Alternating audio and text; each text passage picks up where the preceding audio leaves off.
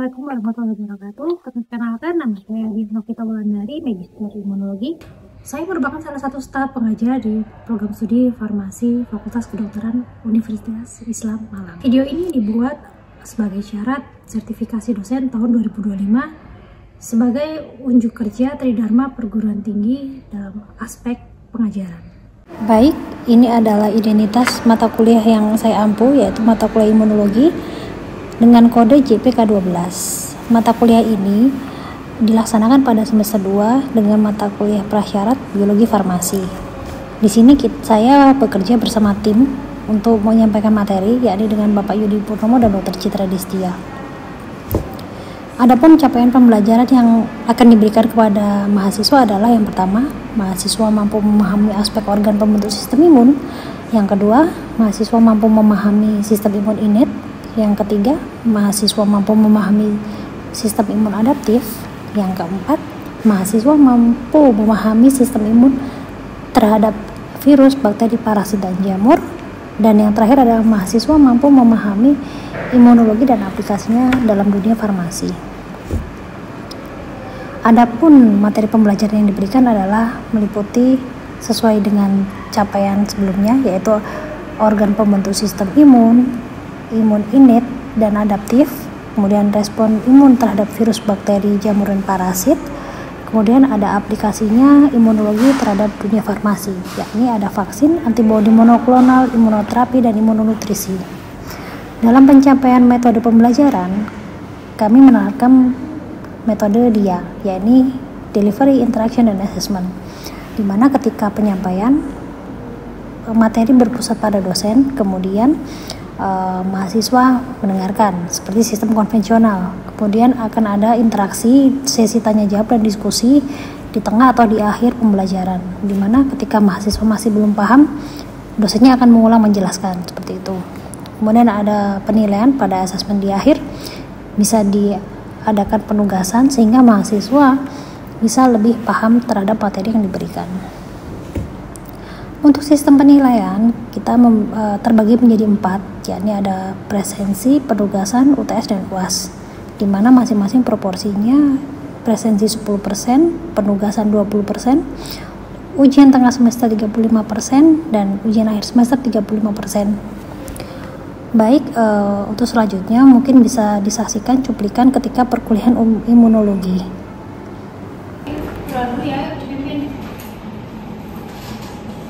Teman-teman, sebelum mulai perkuliahan pada hari ini, akan kita berdoa. Doa dimulai.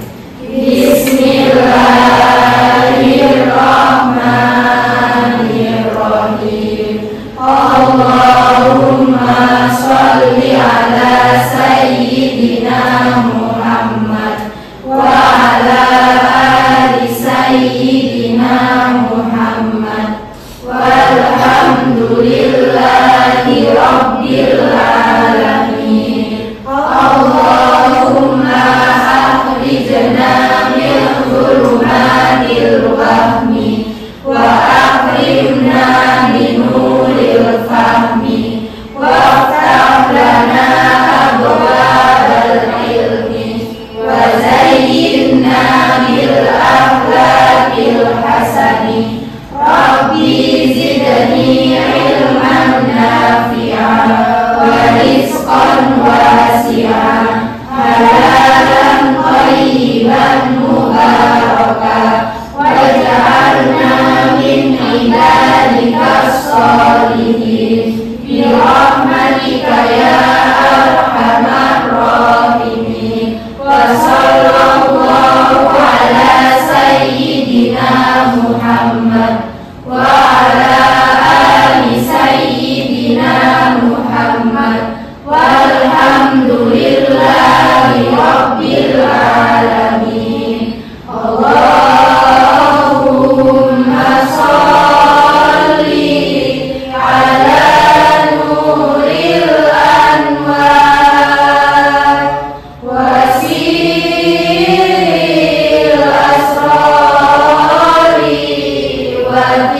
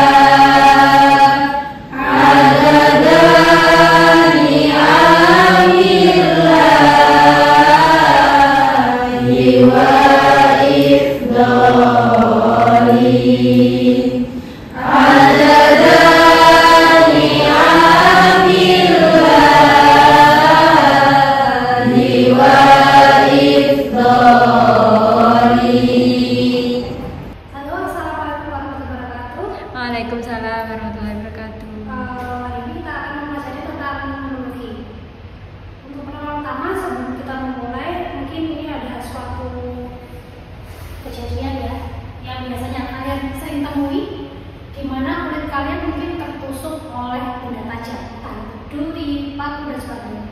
Proses ketika kalian terluka, body healing ya, awal-awal itu ada benda tajam yang menusuk kalian, kemudian nanti kulit kalian akan terbuka. Ketika kulit sudah terbuka dan beberapa menit saja, kulit kalian akan berwarna merah. Selain berwarna merah, dia akan terbuka, kemudian jaringannya rusak dan sebagainya. Dimana nanti ketika kulit terbuka seperti itu, maka bakteri atau kuman dari luar tubuh bisa masuk. Disitulah peran imunologi akan berperan untuk menyembuhkan luka kalian. Ini adalah proses inflamasi ya, ketika di gambar seperti ini adik-adik mengalami proses inflamasi, di mana prosesnya itu ada tumor, kalor, dolor, pupon, dan granulosa. Kita tahu tumor itu dia bentuknya bengkak ya, kemudian kalau dia ada rasa panas ketika luka kan biasanya kalian pegang agak hangat gitu ya. Terus kemudian ada dolor, pupur, dia berwarna merah, granulosa, dan dia akan jaringannya rusak seperti yang saya jelaskan tadi. Untuk sini apakah ada bayangan apakah imunologi itu apa? Ya, ada Bu.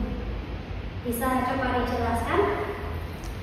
Imunologi itu izin jawab ya Bu. Oke. Untuk imunologi itu setahu saya itu sistem kekebalan tubuh. Oke, sistem kekebalan tubuh. Jadi imunologi ini adalah benar sistem kekebalan tubuh. Jadi ketika kita secara paranormal ya, kita itu punya sistem pertahanan tubuh. Jadi kalau kita terkena alergen itu bisa jadi dari dalam tubuh atau dari luar tubuh. Kalau misalkan dari dalam tubuh itu misalkan sel tumor, dia akan membelah itu berreaksi. Kalau dari luar tubuh misalkan nih ya, bakteri, terus polen itu sebutnya bunga, ya. Terus mungkin makanan itu dari luar tubuh. Itu kalau misalkan tidak cocok, tidak bisa diterima di tubuh kita, maka akan menimbulkan reaksi imun. Contohnya alergi, contohnya gatal-gatal itu juga termasuk reaksi imun. Ini tadi yang sedikit saya jelaskan ya, fungsi respon imun. Dia bisa sebagai pertahanan, perodaan, atau surveillance. Jadi sistem imun tubuh kita itu tidak pernah tidur. Jadi dia selalu bergadang, ronda, dan sebagainya menjaga tubuh kita untuk tetap sehat. Kemudian juga untuk homeostasis, keseimbangan tubuh kita. Nah, ini adalah contoh first defense kita di tubuh kita. Jadi tidak hanya bahan yang tidak kasat mata. Jadi sistem imun tubuh kita itu juga secara kasat mata bisa dilihat. Contohnya di gambar ini. Jadi dia misalkan nih kita kelilipan, jadi ada benda masuk debu atau apa masuk ke mata, dia akan keluar bersama air mata. Itu juga termasuk first line defense kita. Kemudian mukus pada saluran darah. Misalkan kalian menghirup debu atau apa, kalian akan bersin ya, jadi akan bersin atau batuk. Jadi bakteri atau sesuatu benda asing yang masuk ke tubuh akan keluar bersama bersin tersebut. Kemudian asam pada lambung contohnya. Jadi kalau misalkan ada makanan yang kurang cocok atau apa gitu ya, nanti akan dihilangkan oleh asam lambung. Kemudian bakteri pada usus besar itu bersama kayak apa tadi ya. Jadi dia di tubuh itu ada bakteri baik dan bakteri jahat. Dimana kalau jumlahnya terkontrol, dia akan bisa memberikan manfaat pada tubuh kita. Dan mereka ini ya hampir sama konsepnya. Kemudian next, nah dari manakah sistem imun itu berasal? Dari manakah dia terbentuk? Di sini tuh dia ada dua organ utama, yaitu yang dia primer sama sekunder. Dimana kalau primer dia itu hanya dua.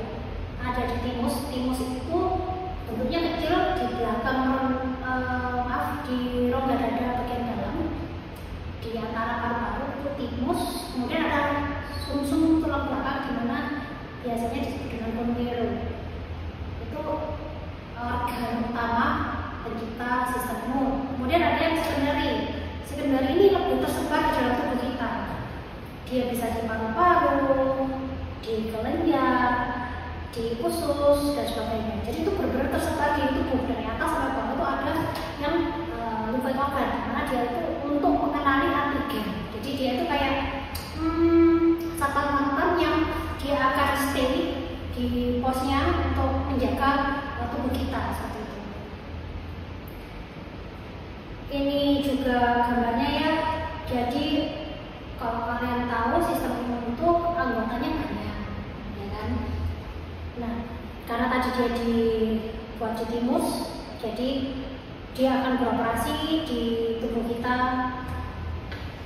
Macam-macamnya ini bisa. Kalau misalkan kalian tahu darah, ya itu ya. Jadi anggotanya darah itu contohnya neutrofil, eosinofil, basophil itu tuh dia salah satu sistem imun kita. Jadi dia bukan sesuatu yang tidak bisa kita lihat. Sebenarnya kita bisa lihat, cuma beberapa itu kayak cuma kelihatan kayak cairan gitu aja. Jadi kalau secara mikroskopis mungkin baru terlihat ya. Tapi secara kalian melihat gamblang gitu, bentuknya sistem itu tuh kayak gimana sih? Memang nggak kelihatan jelas. Ya paling gampang ya, kalau kalian terluka darah kalian terlewat, ya itulah. Selain yang di dalam tubuh ya. Oke. Terus ini tadi ya, jadi awal ketika di timus dia itu namanya stem cell, hematopoietic stem cell. Jadi itu sel progenitor, sel induknya ketika dikeluarkan di timus. Setelah dari timus dia akan sekolah ya, sel tadi sekolah dan membelah diri ya. Jadi dia nyebar kemana-mana. Jadi tergantung tempat atau stasiun dia berhenti. Kalau misalkan dia berhentinya di pembuluh darah, sel darah merah, namanya jadi eritrosit. Kalau misalkan dia di megakaryosit, dia jadi platelet dan sebagainya. Jadi dia akan berdiferensiasi sesuai dengan tempat dia berhenti. Di otak dia namanya mikroglia. Jadi semuanya itu sebenarnya makrofag tapi dengan kemasan yang berbeda. Next. Nah ini tadi lebih jelasnya ya. Kalau macam-macamnya tadi udah ada di hati, ada di otak, ada di jantung. Di jantung namanya myocardial makrofag, di usus intestinal makrofag, di sel lemak juga ada, di mana ginjal, di tulang, osteoporosis, itu semua itu makrofag. Cuma bedanya aja, kayak sini aja. Gunanya buat apa? Sistem imun ini jadi buat nemuin si bakteri, benda asing yang masuk, dia deteksi, entah dia dicaplok atau misalkan dia nggak bisa pengalahan itu, maka nanti manggil bala tentara yang lain ya masih nggak bisa lagi baru ada different. Nah ini kita masuk ke sistem imun ini dan adaptif ya.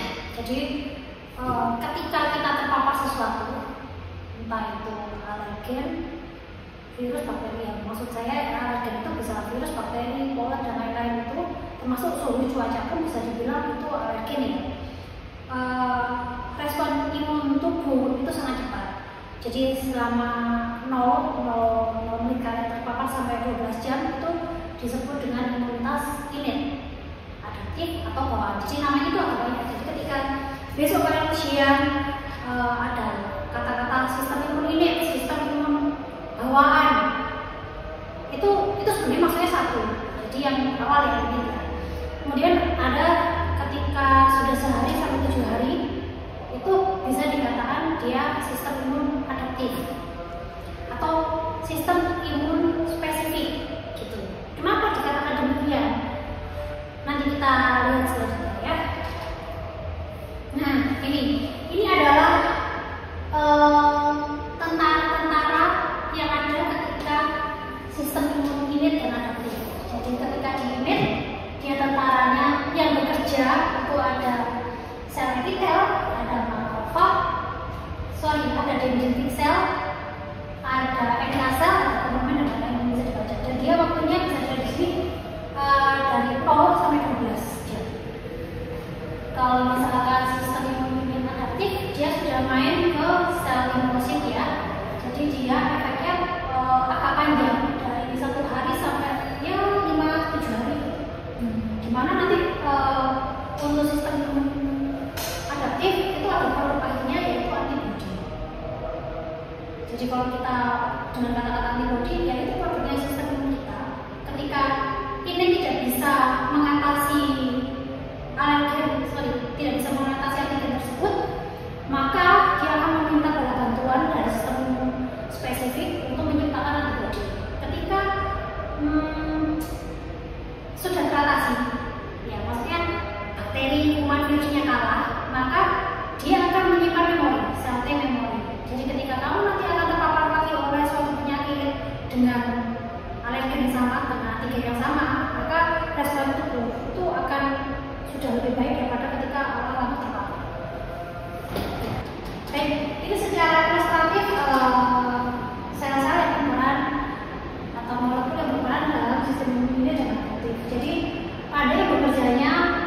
ini saja, ada yang kerjanya di keduanya ataupun hanya di adaptif saja.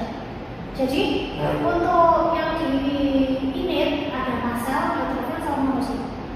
Sedangkan di adaptif ada yang namanya antibody yang dihasilkan oleh sel B, kemudian ada sel T yang nanti akan menghasilkan CD4, CD8, CD3 juga, dan ada T cell regulator. Dan ada yang di tengahnya keduanya yaitu dendrit, NK cell, makrofa, dan PBMC. Dimana suatu misalnya ada pertanyaan, mungkin nggak sih antibody itu ditemukan di sistem imun ini? Insya Allah mungkin. Kalaupun ada, berarti sebelumnya kamu sudah pernah terpapar oleh antigen tersebut, sehingga sel memori tadi akan mengenali si antigen tadi. Jadi antibody sama memori itu hasil produk akhir dari sistem imun adaptif. Ini sistem imun adaptif ya. Jadi ketika ada antigen nempel itu di OPC ya, di selnya nanti dia akan dikenalkan oleh CD4 sama CD8. Dimana kalau CD4 itu biasanya sel T helper. Jadi dia membantu komunikasi, minta bantuan, menstabilisasi, minta bantuan untuk mengeliminasi si alergen tadi. Dan nanti hasilnya akan tadi yang sudah disebutkan ya, dia jadi antibody. Kalau yang di CD8 dia itu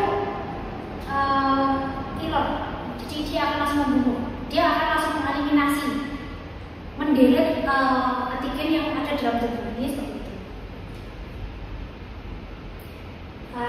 Ini tadi sudah sedikit dijelaskan di soal sel, kalau nanti dia akan berkembang berdiferensiasi menjadi apa, itu sudah dijelaskan, ini saya sedikit.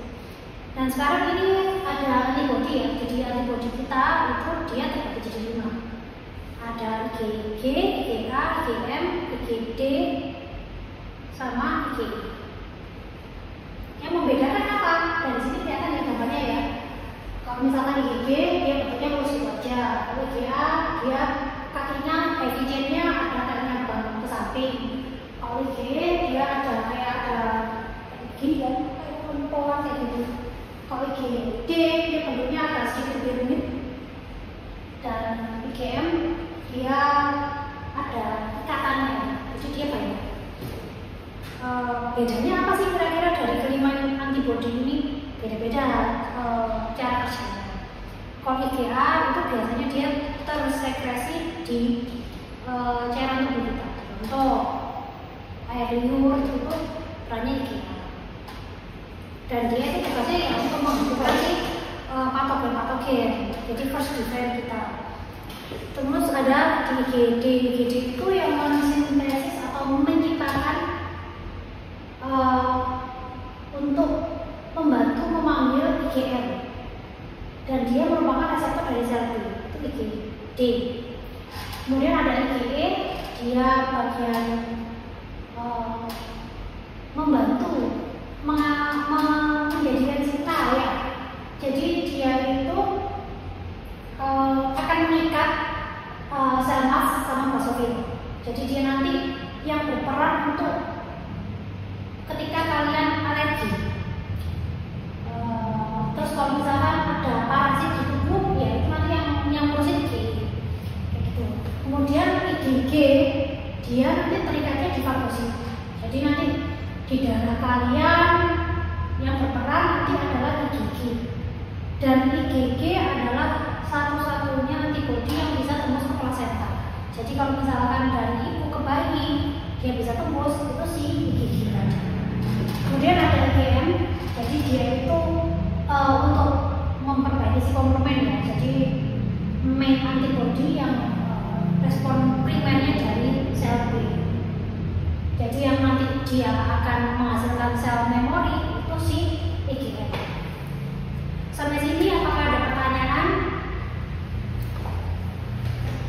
Baik, apakah ada pertanyaan? Silakan. Ya, silakan Mbak Ufa. Bu, saya ingin bertanya. Kemarin kan saya pernah vaksin. Nah, setelah vaksin itu saya tuh demam. Itu apakah ada hubungannya dengan imun? Oke, baik. Terima kasih atas pertanyaannya. Ada. Jadi vaksin sendiri itu kan suatu antigen. entah itu bagian apanya, virusnya atau bakterinya, yang nanti akan digunakan untuk memicu sistem imun kita, sehingga nanti ketika kita terpapar si virus atau bakterinya itu, kita udah punya memori. Tadi kan sempat saya jelaskan imun adaptif itu ada antibodi sama memori. Jadi ketika sudah ada memori, harapannya ketika kalian terinfeksi virus atau bakteri tersebut, kalian sudah punya sistem kekebalan tubuh. Jadi efeknya tidak akan terlalu berat untuk kita, seperti itu. Apakah cukup bisa diterima jawabannya? Ya, terima kasih Bu. Baik, terima kasih. Apakah ada pertanyaan lagi? Mungkin belum ada Bu. Oke, baik. Nanti jika ada pertanyaan lagi bisa ditanyakan saya di belakang ya. Baiklah, kurang lebihnya saya minta maaf. Mari kita akhiri. Terima kasih. Wassalamualaikum warahmatullahi wabarakatuh. Waalaikumsalam.